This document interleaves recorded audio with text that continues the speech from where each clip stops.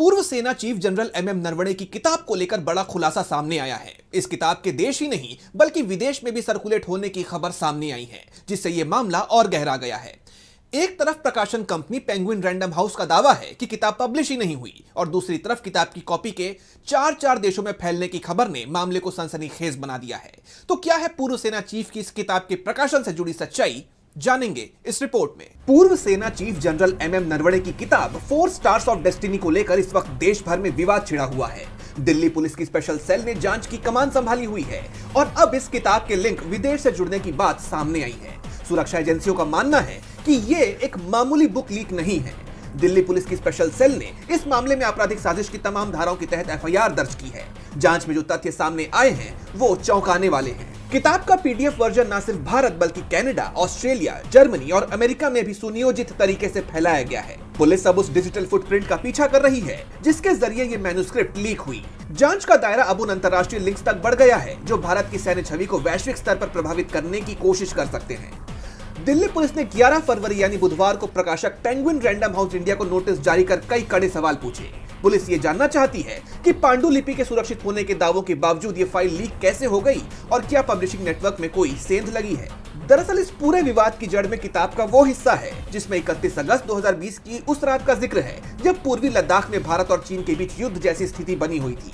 Leak हुई copy के मुताबिक रेजांग ला की तरफ बढ़ते चीनी टैंक्स को देखकर जनरल एमएम नरवणे ने तत्कालीन रक्षा मंत्री राजनाथ सिंह को फोन किया था। किताब में दावा किया गया है कि रक्षा मंत्री ने प्रधानमंत्री से मशवरा करने के बाद नरवणे को निर्देश दिया कि जो उचित लगे वो करो, यानी do whatever you feel is appropriate. Naravane लिखते हैं कि इस एक वाक्य ने उन्हें पूरी छूट तो दे दी लेकिन साथ ही युद्ध या शांति का सारा दारोमदार उनके विवेक पर डाल दिया। इस मामले ने तब तूल पकड़ा जब लोकसभा में विपक्ष के नेता राहुल गांधी ने चीन सीमा विवाद पर सरकार को घेरते हुए सदन में इस किताब के अंशों का हवाला देने की कोशिश की।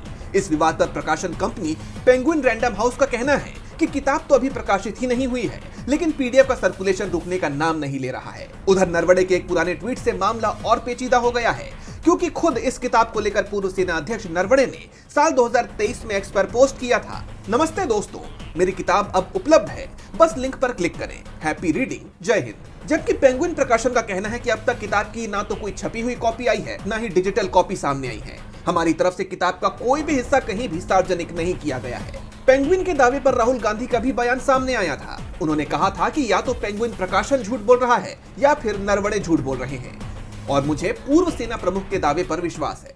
Here is a tweet from Mr. Narawane. जी, ये देख लीजिए please. Can you read, sir, please? Manoj Naravane ji. It's a tweet that says, "Hello friends, my book is available now. Just follow the link. Happy reading. Jai Hind." This is a tweet that Mr. Narawane has made. You can look into the tweet. So the point I'm making is, either Mr. Narawane is lying. अब एक तरफ ये दावे और दूसरी तरफ जांच में तमाम देशों के नाम सामने आने के बाद ये देखना दिलचस्प हो गया है कि इस जांच में और क्या कुछ निकल कर सामने आता है।